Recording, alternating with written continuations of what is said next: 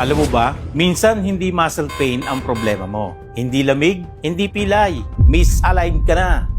At karamihan sa mga tao, hindi alam yan. Hi, I'm Sifu Alan, one of the first Filipino na certified theater bone setter trained under Sifu Eric Leong in Malaysia. At sa video na ito, sasagutin ko ang tanong ng karamihan.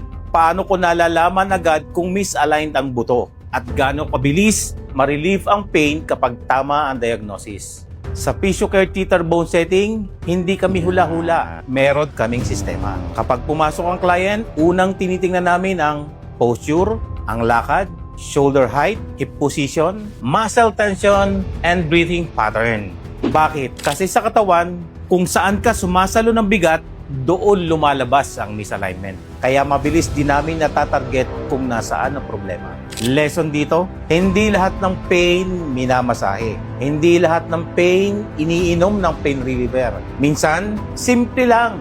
Ibalik mo ang tamang pwesto ng buto. Automatic, humihina ang pain.